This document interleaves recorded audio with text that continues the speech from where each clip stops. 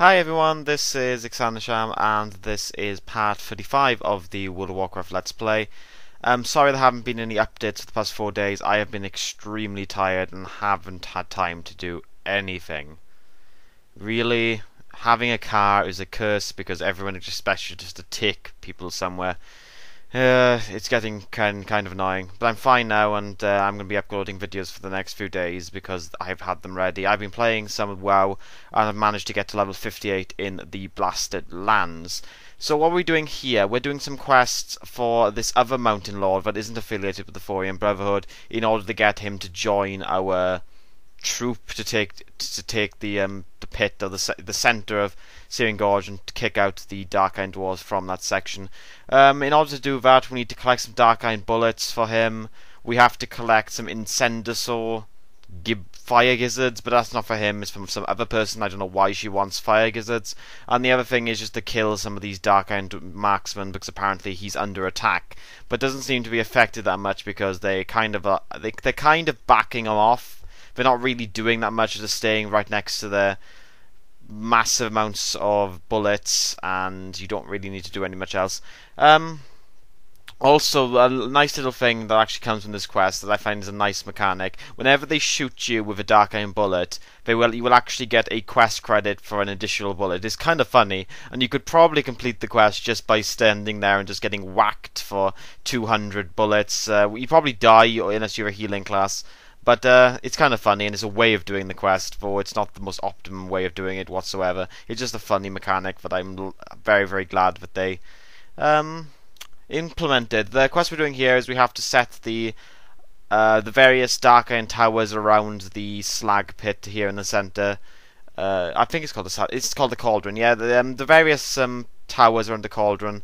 We need to set on fire in order to prevent them from being imposing on this guy. Apparently he doesn't like the fact that the Dark Iron Dwarfs have their own towers. He's feeling a little bit inadequate, and so he wants us to set them on fire, so he has no one to compete with in regards to the towers.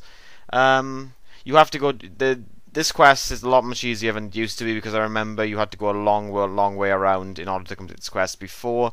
Not even it kind of is exactly the same. It's just where the quest is actually you hand it in is just closer to where you're actually killing these, actually setting these towers on fire.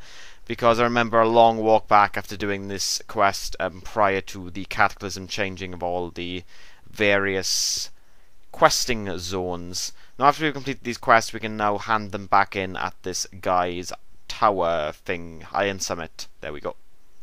So we're going to hand them in. First off, we're going to hand us in the fire gizzards, and we're going to get an upgrade for our boots, I think, or robes. No, they're not an upgrade, we're just going to sell them.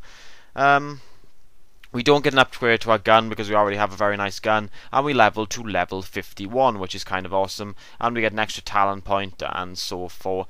And what we got here, we've got Lunk. Apparently, the way in order to get... Lunk apparently knows how to get this Mountain Lord Rendon to join forces with us. We're going to cause a great conga line. I can't believe it actually worked, but apparently the guy is so infused by the conga line that he decides to join with forces with the Thorian Brotherhood. And apparently, if we'd have done that initially, he would have just joined with us anyway, because none of the quests we did actually convinced him of anything.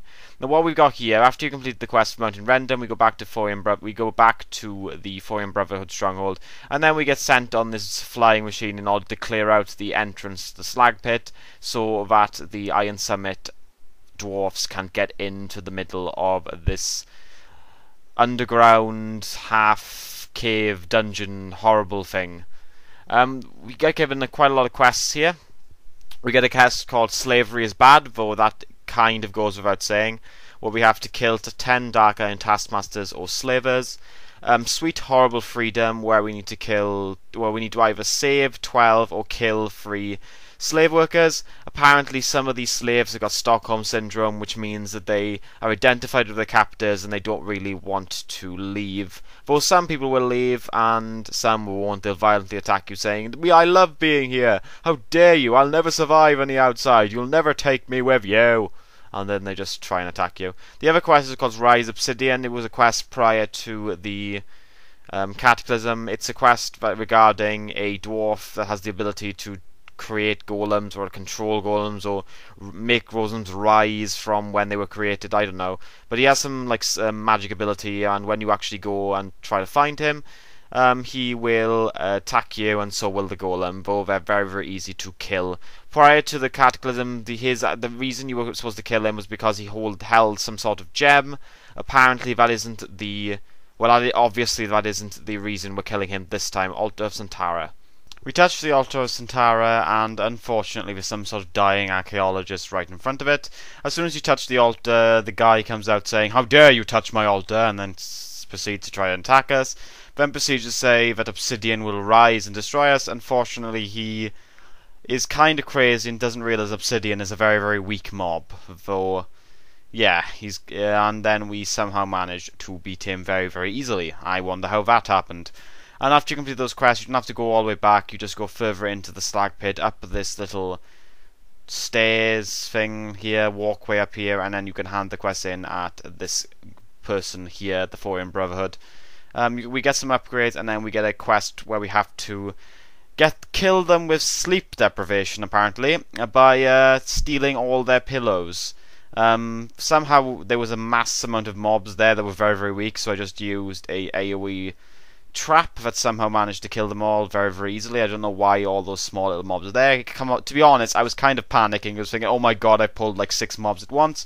But no, somehow it wasn't anything. And as soon as you actually steal some of the pillows, you will get this chambermaid person chambermaid Pilash Shensler, who will decide to attack you. She is an elite mob.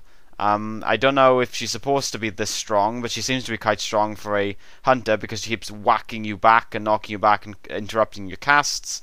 And she does seem to hit your pet quite hard as well, which is kind of annoying, but we managed to kill her relatively easily. And then once you've killed her, you get a decent quest that gives you 6,800 experience and a trinket, which you can hand back at the woman over there we handed in the previous quest to. I don't know why.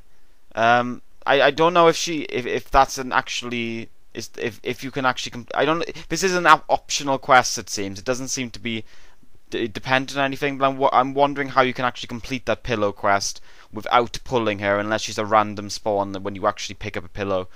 But she does seem to be like an optional quest. It doesn't seem to tie up with anything else. And we just managed to get the Searing Gorge achievement. The quest here of Twisted Twilight Ties, this quest was here before. However, there were 3 mobs, not 2 before. Overseer Maltorius and that other guy is there. We kill them, and then we get a quest achieve. But you don't get to loot them because they just despawn immediately. You have to hand this quest in at Overseer Oil Fist, and you jump off the bridge not to get to him, and these are the final quests in Searing Gorge that we're going to be doing in this video. First off, a Searing Flame Wave stop us from actually picking up the quest, but the quest we're doing here is we're actually going to kill this Archduke Cassinda, who is leading the Twilight Hammer in this region. Well, I assume he's leading the Twilight Hammer, and the other thing is to get rid of some of these Searing Flame Wraiths. You have to kill 6 Searing Flame Wraiths, and the Archduke is found right at the back of this cave down here. Interesting point, you have to actually get him down to low enough health, and then you use this banishment crystal in order to banish him, because apparently if he just dies he'll just come straight back up because he'll just be resurrected. However, I was an idiot and I didn't click it fast enough, which means he despawned, and I had to wait 5 minutes for him to turn to respawn again. I did invite this other blood elf here who was actually doing the quest at the same time. However, I forgot to record, so you didn't actually see me complete the quest. Now, after you've completed those quests, you get a nice little visit from Lunk, who will treat you as a friend, and you'll never see him again, and he gives you a nice little trinket. You get a lot of trinkets from doing quests in the Searing Gorge. But we are now going to be doing the quests in the Burning Steppes, which I don't particularly like as a zone. I don't think the quests are that good. They seem to be around the same level as Searing Gorge though, but we don't spend that long in the zone. I think we spend like 2 to 2.5 videos here, and the quests aren't that bad. Some of them are quite fun, but there are a lot of just random, just kill X of X quest, and that is kind of dull. So thank you for watching, guys. I hope to see you in the next video. If you want to like the video, please like. If you want to comment, please comment. If you want to subscribe, please subscribe. And if you want to follow me on Twitter, there's a link in the description below. Thank you for watching. I hope to see you again. Peace out and bye.